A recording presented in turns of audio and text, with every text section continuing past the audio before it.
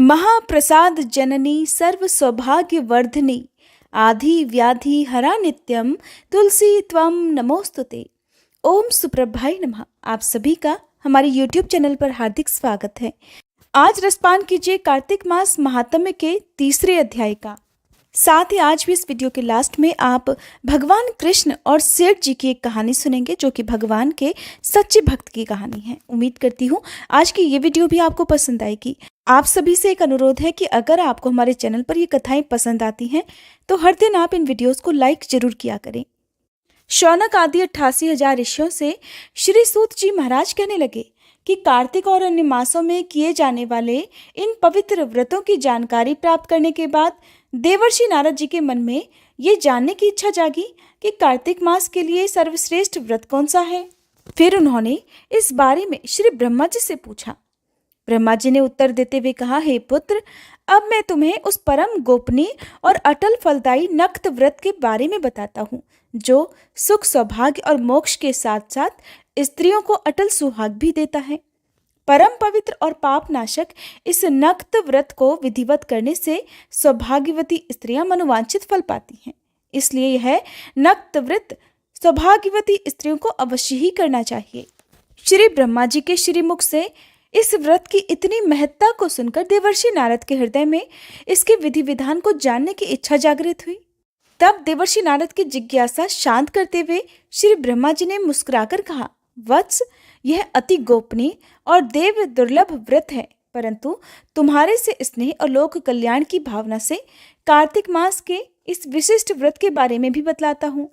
व्रत करने वाला आश्विन शुक्ला पूर्णमासी को प्रातःकाल उठकर शौच आदि से निवृत्त होकर दंत मंजन करे। इसके बाद 2 नदियों के संगम, नदी, सरोवर, कुंड या फिर कुएं पर या फिर घर में ही स्नान करे।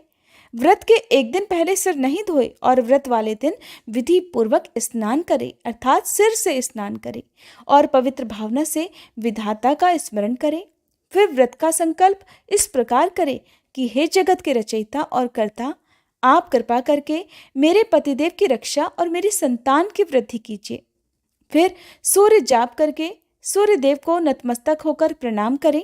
उस दिन सुंदर वस्त्र और आभूषण धारण करें और फिर दिन में भोजन अथवा जलपान कदापि नहीं करना चाहिए। पूरे दिन निराहार रहकर भजन कीर्तन और पूजा में अपना दिन बिताना चाहिए। यहाँ पर देवर्षि नारद को श्री ब्रह्मा जी आश्विन पूर्णिमा, जिसे शरद पूर्णिमा और कोजागर पूर्णिमा भी कहते हैं, उसके विधि विधान के बारे में बता रहे हैं। और यह व्रत हर सुहागिन महिला को करना चाहिए। पूजन विधि के बारे में बताते हुए श्री ब्रह्मा जी ने कहा कि सायंकाल में श्री विष्णु की चांदी के पात्र में दूध डालकर पूजा करनी चाहिए। प्रतिमा अपनी सामर्थ्य के अनुसार सोने, चांदी, तांबे या फिर मिट्टी की बना सकते हैं।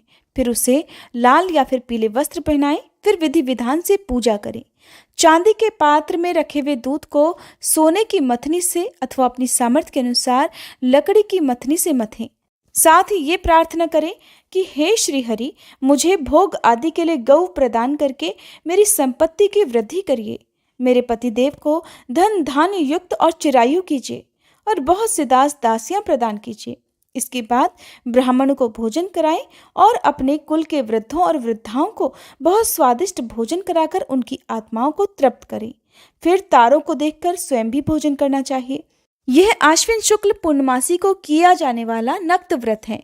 यह व्रत सभी प्रकार के पापों का नाश करने वाला, समस्त कामनाओं को पूर्ण करने वाला और ज्ञानी पुरुषों को मुक्ति देने वाला है। भगवान जप, तप और तीर्थ स्नान से उतने प्रसन्न नहीं होते जितने कि इस व्रत से हो जाते हैं। जो इस दिन श्री हरि के आगे कपूर जलाता है, उसको बड़े वृक्षों और गौओं के दान का फल प्राप्त होता है और उसके कई कुल बैकुंठ लोक में वास करते हैं। जो केसर और कस्तूरी सहित कपूर अर्पित करता है, उसके कई वंश बैकुंठ लोक को प्राप्त हो जाते हैं। जो स्त्री इस दिन वस्त्र दान करती है, वह कपड़े के सूत्रों की लड़ियों के बराबर करोड़ों वर्ष वैकुंठ लोक में वास करती है। जो इस दिन गहने दान करती है, उसे ब्रह्मलोक की प्राप्ति होती है। जो स्त्री हृदय में श्री हरि का नाम लेती है और मस्तक पर निर्माल्य धारण करती है, वह सदैव सौभाग्यवती और पतिव्रता बनी रहती है। इस व्रतधारी को आश्विन शुक्ला पूर्णमासी को स्नान, पूजन, करने के साथ ही ब्राह्मणों को भोजन और वृद्धजनों का पूजन अवश्य करना चाहिए। सायंकाल श्रीहरि का पूजन करने के बाद प्रार्थना करें कि हे श्रीहरि, यह व्रत मैंने आपके निमित्त किया है, अतः इसमें किसी प्रकार की कोई कमी हो तो उसको आप स्वयं ही पूरी कर लें। श्री ब्रह्मा जी ने यह भी कहा कि इस व्रत को करने की तो बात ही क्या, जो इस दिन इस व्रत कथा को पढ़ या सुन ले उसको भी अश्वमेध यज्ञ के फल की प्राप्ति हो जाती है। इस प्रकार देवर्षि नारद को व्रत का महात्म्य बताकर कुछ क्षण के लिए श्री ब्रह्मा जी मौन हो गए। इसके आगे का वृतांत आप सभी आने वाले अध्याय में सुनेगा। अब सुनिए भगवान कृष्ण और उनके सच्चे भक्त सेठ जी की कहानी। इस कहानी के अनुसार मथुरा में एक संत रहते थे। उनके बहुत सारे शिष्य भी थे और उन्हीं में से एक शिष्य थे सेठ। सेठ का लंबा चौड़ा कारोबार था और वो अपने कारोबार के सिलसिले में दूर देश की यात्राएं भी किया करते थे और अक्सर वो अपने घर से बाहर ही रहा करते थे। एक बार वो अपने कारोबार के सिलसिले में कन्नौज गए। कन्नौज जाकर उन्होंने अपने लिए खुशबूदार इत्र खरीदे, क्योंकि कन्नौज अपने खुशबूदार इत्रों के लिए बहुत प्रसिद्ध है। उन्होंने इत्र की एक बहुत महंगी शीशी संत को भेंट करने के लिए खरीद ली।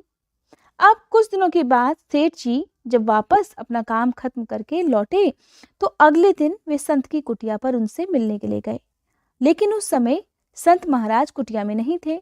उन्हीं के आसपास रहने वाले शिष्यों से पूछा तो पता चला संत महाराज तो यमुना नदी किनारे गए हैं ध्यान और स्नान करने के लिए। जब सेठ ने ये सुना तो वो चल दिए घाट की तरफ। घाट पर पहुंचे तो देखा संत महाराज तो घुटने भर पानी में खड़े होकर यमुना नदी में कुछ देख रहे हैं और संत महाराज यमुना नदी में कुछ इस तरह से देख रहे थे कि उन्हें अपने आसपास की सुध ही नहीं रही।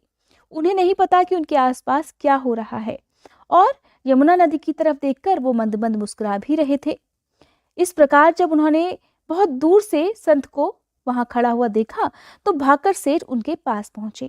प्रणाम करके कहने लगे, संत महाराज जी, मैं आपके लिए कन्नौज से इत्र की एक शीशी लेकर आया हूँ। संत ने कहा, अच्छा, ये तो बहुत अच्छी बात है, लाओ मुझे दो। तब सेठ ने इत्र की शीशी संत के हाथ में दे दी। अब सेठ जी बड़े प्रसन्न, सोचने लगे शायद मेरा लाया हुआ इत्र संत महाराज को बहुत पसंद आ गया है। उधर संत महाराज ने तुरंत वो शीशी खोली और सारा का सारा इत्र डाल दिया यमुना जी में। अब जब संत महाराज ने महंगी शीशी का सारा इत्र यमुना नदी में डाल दिया तो उसके बाद भी वो मुस्कुराते रहे। सेठ ये सारा दृश्य देख रहे थे और ये देखकर वो एकदम से उदास हो गए और सोचने लगे कि एक बार भी संत महाराज ने ये इत्र प्रयोग नहीं किया, उसे सूंघा तक नहीं और बिना सूंघे बिना देखे सारा का सारा इत्र डाल दिया यमुना में। सेठ जी ये सारा का सारा दृश्य देखकर बहुत उदास खड़े हुए थे, लेकिन उन्होंने कुछ बोला नहीं और चुपचाप उदास मन से वापस अपने घर लौट गए। अब कई दिन तक सेठ जी बड़े उदास होकर सोचते रहते कि मेरा लाया हुआ इतना महंगा इत्र संत महाराज ने सूंघा तक नहीं, प्रयोग तक नहीं किया और बर्बाद कर दिया। काफी दिनों के बाद जब उनकी उदासी कुछ कम हुई तो वो वापस फिर से संत महाराज की कुटिया में उनके दर्शन करने के लिए चले गए। अब जब वहां पहुंचे तो उन्होंने देखा संत महाराज तो कुटिया में अकेले ध्यान लगाए हुए बैठे थे, एकदम शांत और आंखें बंद, और उनके होठ कोई भजन गुनगुना रहे थे। आहट हुई तो उन्होंने आंखें खोलकर देखा तो द्वार पर सेठ जी खड़े हुए थे। प्रसन्न होकर संत महाराज ने उन्हें अपने पास बुला लिया और कहने लगे, आओ आओ सेठ जी, मैं तो तुम्हारा ही इंतजार कर रहा था। उस दिन तुम्हारा इत्र तो बहुत बड़ा काम कर गया। सेठ जी को विश्वास नहीं हुआ। बड़े आश्चर्य और हैरानी के साथ वो संत महाराज की तरफ देखने लगे, फिर पूछने लगे। जब उन्होंने कुछ नहीं समझा तो खुद ही पूछने लगे, मैं कुछ समझा नहीं संत महाराज। सुनकर संत ने कहा, उस दिन यमुना में राधा जी और श्री कृष्ण की होली हो रही थी। राधा जी ने श्री कृष्ण के ऊपर रंग डालने के लिए जैसे ही बर्तन में पिचकारी डाली, बस उसी समय मैंने तुम्हारा लाया हुआ इत्र बर्तन में डाल दिया और इस तरह से सारा इत्र पिचकारी से रंग के साथ श्री कृष्ण के शरीर में चला गया। बस फिर क्या था, भगवान कृष्ण इत्र की महक से महकने लगे। तुम्हारे लाए हुए इत्र ने श्री कृष्ण और राधा रानी की होली में एक नया ही रंग भर दिया और तुम्हारे कारण ही मुझे भी श्री कृष्ण और राधा रानी की कृपा प्राप्त हो गई। सेठ जी चुपचाप बड़े हैरान परेशान और अपनी आंखें बड़ी बड़ी करके संत महाराज को देखते रहे। उनकी समझ में कुछ भी नहीं आ रहा था। यहाँ तक कि सेठ जी को तो संत महाराज की बातों पर विश्वास ही नहीं हुआ। उधर संत महाराज ने जब सेठ की आंखों में अविश्वास की झलक देखी तो कहने लगे, शायद सेठ जी तुम्हें मेरी बात पर विश्वास नहीं हो रहा, तो एक काम करो, जाओ और मथुरा के सभी श्री कृष्ण राधा के मंदिरों के दर्शन कर आओ, फिर कुछ कहना। सेठ जी मथुरा में स्थित सभी राधा रानी और भगवान कृष्ण के मंदिरों में गए। वहां उन्होंने जब दर्शन किए तो उन्होंने एक बात का एहसास किया। जितने भी मंदिर में वो दर्शन करने गए, उन सभी मंदिरों में श्री कृष्ण और राधा रानी की मूर्ति से अपने लाए हुए इत्र की महक उन्हें महसूस हुई। अब सेठ जी का इत्र श्री कृष्ण और राधा रानी ने स्वीकार कर लिया था और जब इस प्रकार एहसास कर संत महाराज की कुटिया में वे वापस लौटे तो संत महाराज के चरणों में गिर पड़े। सेठ जी की आंखों से आंसुओं की धार बह निकली। तब कहीं जाकर सेठ जी को संत जी की कही हुई बातों पर विश्वास हो पाया। तब उन्हें पता चला कि किस अधिकार से संत महाराज ने यमुना नदी में सारा का सारा महंगा इत्र डाल दिया था। सेठ जी की आंखों से आंसुओं को गिरते देखकर संत महाराज की आंखें भी अपने भगवान की याद में गीली होने लगी। इसलिए सदा याद रखना चाहिए कि संत महात्मा भले ही हमारे जैसे दिखते हों, लेकिन वे हर वक्त अपना ध्यान सिर्फ अपने भगवान में लगाए रखते हैं।